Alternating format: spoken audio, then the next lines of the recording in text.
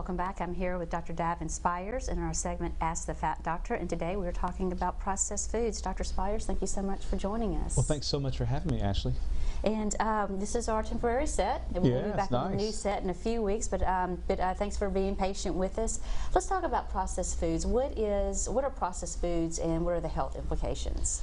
So I think the best way to really explain processed foods is using what's called the NOVA classification. It was kind of developed in Brazil to help kind of stratify the risk of the different types of foods we eat.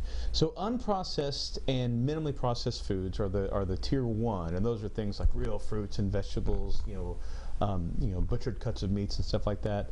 The next tier are what they call processed culinary ingredients. That's like the things we add to food, like the oils and butter and sugar and salts and spices. Our third tier are processed foods, and these are usually combinations of 3 or more ingredients. And then the worst tier of food are called ultra-processed foods. All right, so unprocessed foods, these are natural foods. These are foods, without any added ingredients. And our goal is, with a healthy diet, that these become the basis of what we eat. Now, processed culinary ingredients, really, and we're talking about the oil and the butter and the salt and the spices, those kind of things. Their healthiness really is determined by the context of the food. And so what we want to look at from a healthy standpoint is we want ingredients that don't contain vegetable or industrial seed oils, which have a high omega-6 content, which leads to disease and insulin resistance and obesity, or without a lot of added sugar, hopefully no added sugar.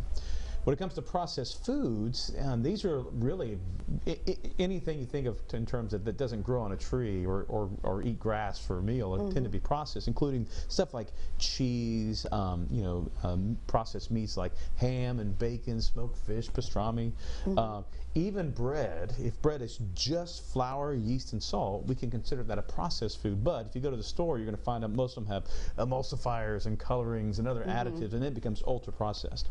So remember that processed foods themselves are not unhealthy, and especially they can be healthy if they don't contain sugar and added vegetable oils.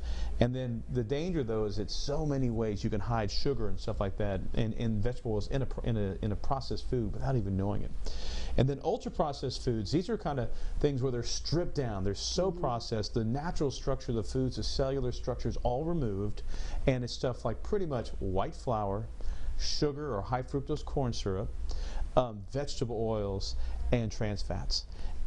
And Dr. Spires, with this list, where can someone go to get a look at this list of processed, ultra-processed, and processed foods?